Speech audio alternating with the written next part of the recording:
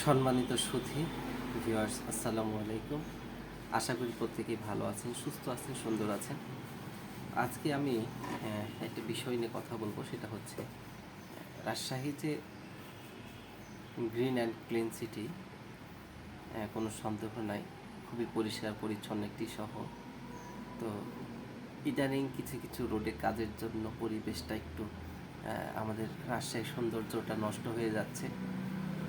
তো একটা বিষয় নিয়ে আমি কথা বলতে যাচ্ছি, সেটা হচ্ছে রাজশাহীতে যে জাঁকজমকপূর্ণ যে রোডটি প্রথমে উদ্বোধন করা হয়, সেই রোডটি ছিল কি প্রজাপতি সড়ক। সেই প্রজাপতি সড়কে কিন্তু বিভিন্ন রকম বাহারি ফুল গাছ, প্লাস মূলত এই শহরের মাঝখানে যে প্রজাপতি যে লাইট পোস্টগুলো ছিল, এটা কিন্তু সৌন্দর্য অনেক বাড়িয়ে তুলেছিল, অসাধারণ অনেক সুন্দর লাগছিল।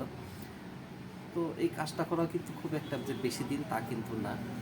প্লাস রাস্তার কাজ সবে মাত্র শেষ হলো। হঠাৎ করেই এই রাস্তাটা কিন্তু ভাঙা পড়ে গেছে। সেই প্রজাপতি পাতিগুলো আর দেখা যায় না বেশিরভাগ জায়গা জুড়েই। এখনও কিছু কিছু আছে, কিন্তু বেশিরভাগ জায়গা জুড়েই কিন্তু সড়ক বাতিগুলো নাই হচ্ছে কারণ হচ্ছে এখানে ফ্লাইওভার হচ্ছে, কয়েকটা পয়েন্টে ফ্লাইওভার হচ্ছে। এই ফ্লাইওভার হওয়ার কারণে টোটাল রাস্তাটা সৌন্দর্য নষ্ট হয়ে গেছে, মোটামুটি নষ্ট হয়ে গেছে। প্লাস এই রাস্তার আশেপাশে যে সকল ব্যবসায়ীরা ছিল, তারা কিন্তু মোটামুটি প্রায় খুব খারাপ ক্ষতিগ্রস্ত অবস্থায় রয়েছে। তো এখন কথা হলো, এই গ্রিন অ্যান্ড ক্লিন সিটিতে এই যে একটা ফ্লাইওভার করা হলো, এই রাস্তাটার পিছনে কিন্তু প্রচুর টাকা খরচ করেছে সরকারের তরফ থেকে, আমাদের রাজশাহী সিটি কর্পোরেশনের মেয়র মহোদয়। তো আমাদের সাধারণ জনগণের যে এই যে টাকাগুলো অপব্যয় হলো, এই নিয়ে কিন্তু অনেকেই অনেক রকম কথাবার্তা বলে, যেমন কী দরকার ছিল এই ধরনের ফ্লাইওভার করার, এত সুন্দর রাস্তাটা নষ্ট করে ফেল দিল। তো তারা প্রথমত দোষ করেছে যে ফ্লাইওভারটা আসলে করা তাদের উচিত হয়নি, কারণ এই জনগণের টাকাগুলো নষ্ট হচ্ছে, মানুষ এখানে খুব সুন্দর সুষ্ঠুভাবে চলতে পারছিল। কিন্তু একটু ঠান্ডা মাথায় চিন্তা করে দেখুন, আজ থেকে যখন আপনি আরও 10 বছর পরে যখন যাবেন, এখানে তো মানুষ ধীরে ধীরে শহরে আরও বৃদ্ধি পাবে, গাড়ি ঘোড়া বেশি হবে, জনসংখ্যা বৃদ্ধি পাবে, সব মিলিয়ে কিন্তু এটা মোটামুটি ভবিষ্যৎ প্ল্যানিংয়ের যে ফ্লাইওভারটা হচ্ছে ভালো, অত্যন্ত ভালো, যে আগে ভাগে করতেছে। আমার ভবিষ্যতে জ্যাম হতেও পারে, তো জ্যাম হওয়ার পরে করার চাইতে আগে করাই ভালো ছিল। তো এই প্ল্যানিংটা যদি এই প্রজাপতি সড়কের যে খরচগুলো আরও ব্যয় হয়েছে, এটা করার আগে যদি এই ধরনের প্ল্যানিং করা হতো, তাহলে হয়তো বা অনেক ভালো হতো, অনেক ভালো হতো, অনেক টাকা বেঁচে যেত। ওই টাকা দিয়ে হয়তো বা অন্য আরও কোনো কাজে ব্যবহার করা হতো।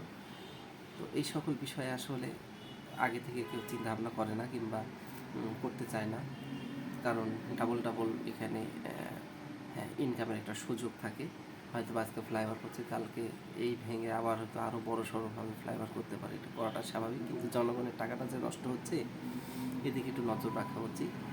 ফ্লাইওভার যে হচ্ছে, নিঃসন্দেহে এটা দরকার আছে এবং অহেতুক নয়। এটা ভবিষ্যতের জন্য করা হচ্ছে, ভবিষ্যতে যেন আমরা সুন্দর সুষ্ঠুভাবে চলতে পারি, সেই জন্য হয়তো করা হচ্ছে। এগুলো আসলে ভবিষ্যৎ প্ল্যানিং থাকে। তো আমরা করেছে ভালো কথা, কিন্তু এই যে আমাদের যে জনগণের যে টাকাগুলো যে খোয়াগুলো নষ্ট হলো, এটা ঠিক হয়নি। তো এই সকল প্রকল্প অবশ্যই আগে থেকে একটু খেয়াল রাখা দরকার এবং সুন্দরভাবে পরিচালনা করা দরকার। আমি আসলে কী বোঝাতে যাচ্ছি আপনারা হয়তো বুঝতে পারছেন। তো আমি আসলে এখানে কারোর পক্ষে তেল মারতে আসিনি, তেল মারাটা আমি প্রয়োজন বোধ মনে করি না, যেটা সত্য সেটাই বলতেছি। আমার যেটা মনে হয়েছে আমি সেটাই বলেছি, যে ফ্লাইওভার করছে, নিঃসন্দেহে করা প্রয়োজন, ভালো, এটা ভবিষ্যৎ প্ল্যানিংভাবেই করতেছে। আর হচ্ছে অন্যায় হয়েছে যে এই যে কিছুদিন আগে এখানে হয়তো বা কোটি কোটি টাকা ব্যয় করে যে রাস্তাটা কাজ করা হয়েছিল, কিংবা সড়কবাতিগুলো বসানো হয়েছিল, এই সৌন্দর্যটা নষ্ট হয়ে গেলো। এই প্ল্যানটা, এই খরচটা করার আগে যদি প্ল্যানটা করতো, তাহলে হয়তো বা সাকসেস হয়ে যেত। হয়তো বা কোনো দিক থেকে ত্রুটি রয়েছে, হয়তো প্ল্যানিং পাস করতে করতে একটু দেরি হয়ে গেছে, সেক্ষেত্রে আমাদেরকে একটু বুঝতে হবে। তো আশা করি এই ধরনের প্রকল্পগুলো যখন করবে, তার আগে যেন ভবিষ্যৎ প্ল্যান করে থাকে। আমরা বিভিন্ন জায়গায় দেখি রাস্তাঘাট কমপ্লিট হওয়ার পর, বিশেষ করে ঢাকা শহরে দেখি যে রাস্তা কমপ্লিট করলো, এই 5-7 দিন যাইতে না যাইতে কিন্তু ওখানে হয়তো আবার ড্রেনের পুরার কাজ শুরু হয়ে গেল, গ্যাস লাইনে হতে পারে, তারপর হচ্ছে টেলিফোন লাইনে হতে পারে। এইভাবে কিন্তু বিভিন্নভাবে রাস্তাঘাট নষ্ট করা হয়। তো এই প্রকল্পগুলো যদি সেভাবে প্ল্যানিং করা হয় যেন রাস্তার কোনো ক্ষতি না হয়, তাহলে হয়তো বা ভালো হতো।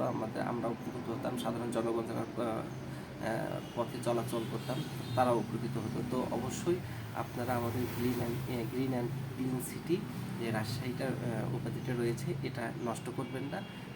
যেখানে যেটাই কাজ করেন সেটা যেন দ্রুততার সাথে শেষ হয় এবং সুস্থ সুন্দরভাবে শেষ হয়। আশা করি আমার কথাগুলো বুঝতে পেরেছেন। সবাই ভালো থাকবেন। আসসালামু আলাইকুম রহমতুল্লাহি ওয়া বারাকাতুহু।